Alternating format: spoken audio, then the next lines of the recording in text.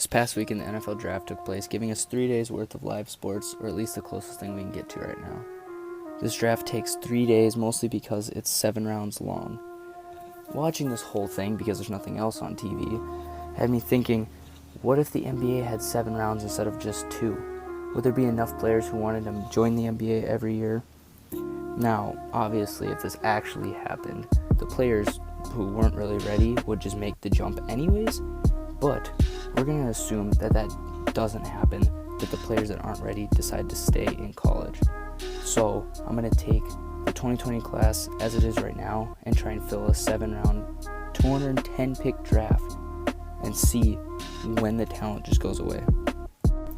Now, I made a whole Google sheet with every single round with a breakdown. I took a mock draft of rounds 1 and 2, and then I found like 3 different big boards that had like 100 prospects each, tried to make sure they didn't have any duplicates, and fill this whole thing up. It took me 2 days. I mean, it was so mind-numbing. It hurts my brain just to think about it. Not only was it mind-numbing, but then I decided to turn on 2K for the background. And even on Hall of Fame, these guys suck. Like, it is horrible basketball to watch, but I figured it would at least keep me entertained. I mean, it was more work to make sure it stayed running than it was to actually watch it. Now, you're looking at it on my phone right now, but I did this on my school Chromebook, and the school probably thinks I'm the biggest nerd ever, because I went back through the search history, and it's just like a bunch of tabs of just random basketball players. Like, I've never even heard of these guys. I swear, somebody at the school is just looking at it like, what is this kid doing right now? And like I said, the first 2 rounds is just a mock draft from Draftathon. I didn't really want to make my own. And then after that, it's just a mixture of all the big boards. So really, it's not a true ranking. It's really just a really simple, more of a what if, could they fill it, than how this would actually break down, how I think people would get drafted in 3rd, 4th, 5th, etc. rounds. It's really just, do they have enough talent? So with all that out of the way, let's get into it. So Draftathon has Wiseman going 1st, Edwards going 2nd, and Obi Toppin going 3rd. You can look up the rest of the rounds. Let's just speed this up to the 3rd round. So with the first pick in the 3rd round, McCurr Maker is off the board. Now, in McCurr's defense, Draftathon hadn't updated their stuff since he announced he was going to the NBA draft, so I would assume he would be like a 2nd round pick, but he was in their big board but not in their mock draft, so that's why he is the very first pick. Going ahead a few more picks, we have Jay Scrubb with the 6th pick in the 3rd round. He played JUCO these past 2 years. He's committed to Louisville, but there's rumors that he's going to test the NBA waters. They have him as a Louisville recruit instead of an NBA prospect, so he's very low on their draft board, and he was not in their mock draft, but he was still in their draft board, so I added him. Now here's where you can tell that I just took the big boards and didn't really put any opinion into this, because Austin Wiley is the 14th pick in the 3rd round, and Peyton Pritchard is the 15th pick in the 3rd round, but Pritchard is the 46th prospect on ESPN's, but was not on Tankathon's big board, and Austin Wiley was like 75, I believe, on ESPN's big board, so there's a difference between the two. Obviously, whichever one you want to use is whichever one you want to use. I used Tankathon first, then I went to ESPN, so that's why they're in this order. Just a few picks later, pick 19 in the 3rd round is Kenyon Martin Jr., son of former NBA player Kenyon Martin. He's played for Sierra Canyon this past year, played for IMG, so he's coming straight out of high school. He's a pretty athletic kid, and I mean, he can score the rock. And since his dad is in the league, obviously he's got the genes to be a great basketball player, so I mean, I honestly could see him being a 2nd round pick in real life, but in this fantasy world, he's going to go mid of 3rd round.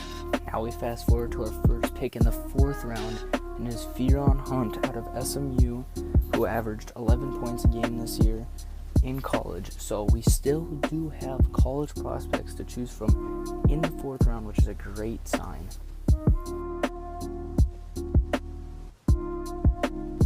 Just 3 picks later, we see Luka Garza from Iowa come off the board.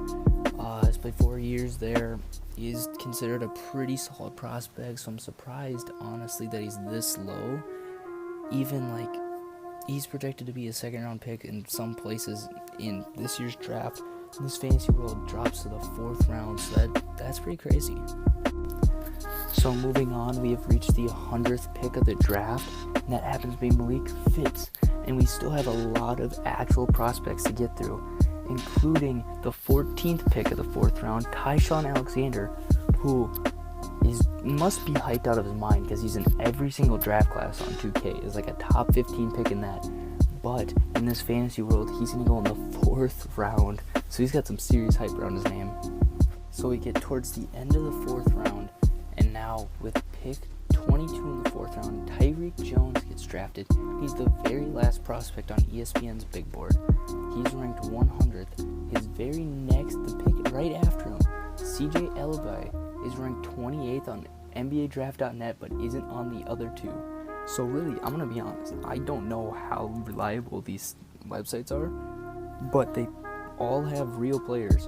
So I mean, whatever. That's for a 28th prospect to not be on either of the other two websites is pretty crazy. And with the second to last pick in the 4th round, pick number 119 overall, Scotty Lewis gets drafted. Now I'm going to assume that he's not leaving Florida this year because this dude had so much hype, and for him to be going almost in the 5th round, I'm going to assume everybody that's here isn't actually leaving school, to be honest. So we've reached the 5th round. Now, I assumed by the 5th round we'd be out of actual college players who have a chance of maybe going to the NBA one day. Nope, we still got him. Terrence Shannon is the first pick in the 5th round. He is a real prospect. I mean, we still have guys that have some hype. Maybe not this year, maybe like next year they could get drafted.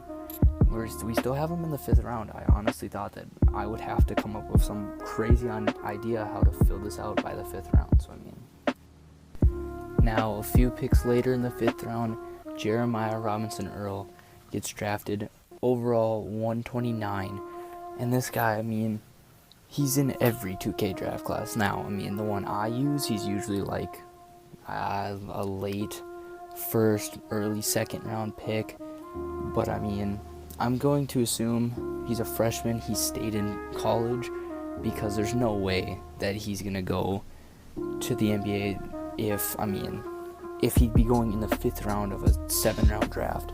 So I think this is a guy who's probably still in college, but he was on a draft board, so I threw him in here. And you know what? It helps me fill it out with college players instead of my next idea, which we'll get to in a while. With the 139th pick, Matthew Hurt is selected, the Duke product. I mean, that's crazy because this guy had a pretty decent amount of hype in high school.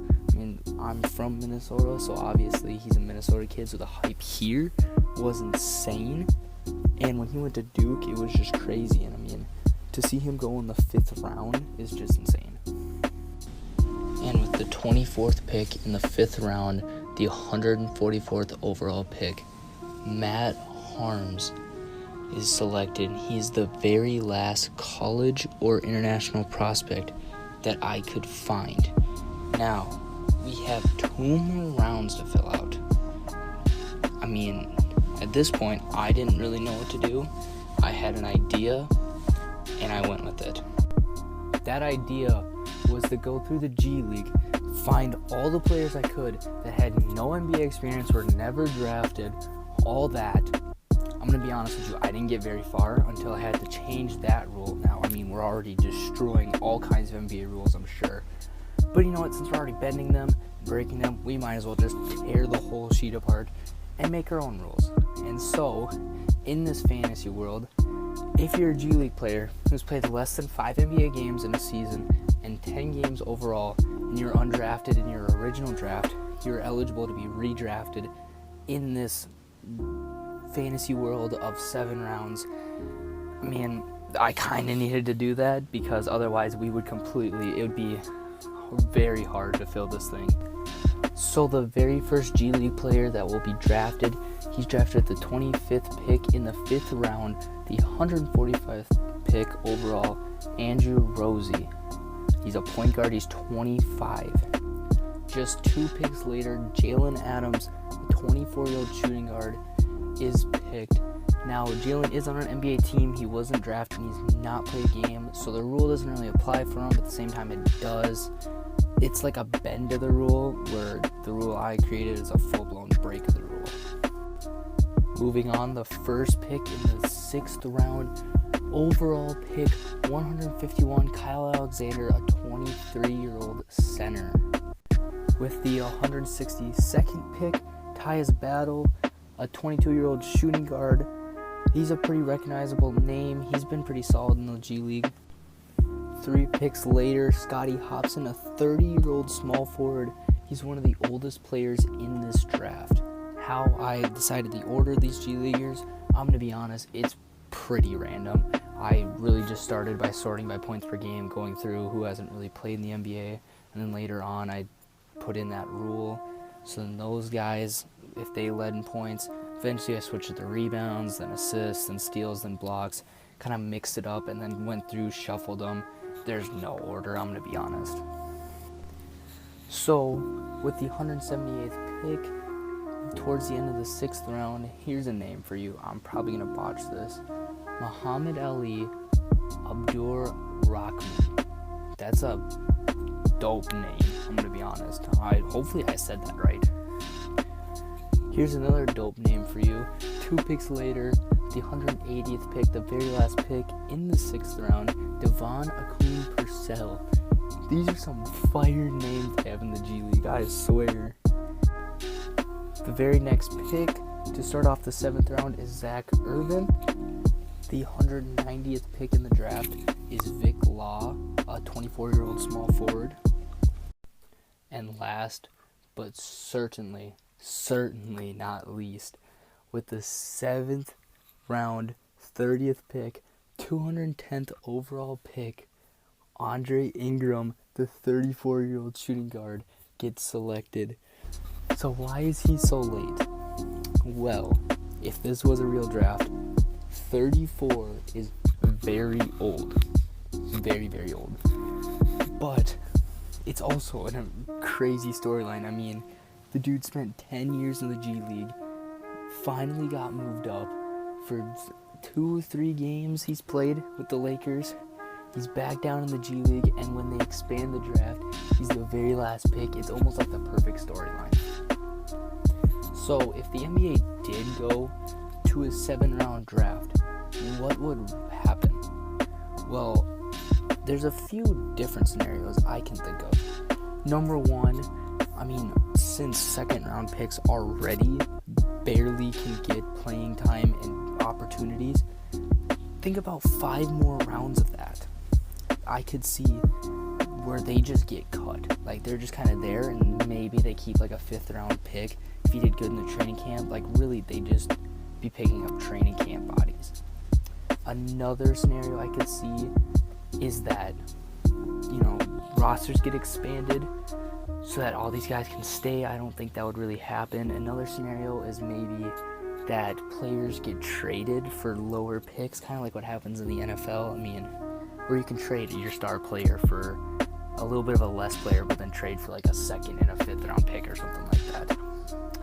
But I think, honestly, you would just see a bunch of these guys just get cut. I mean, these G Leaguers would basically just be sent right back down to the G League, almost as if nothing happened. So if you guys want to see every single pick in this 7-round draft, I'll have the link to the Google spreadsheet that I had set up. That'll be down in the description. Any comments you have, leave them down below. I mean, any suggestions or anything, who knows, maybe I'll make changes to the spreadsheet or something, I don't know. I'm open to changing it if anybody has any changes or something like that, but, let me know if you enjoyed. Leave a like, subscribe, all that good stuff, and outside of that, I'm out. Peace.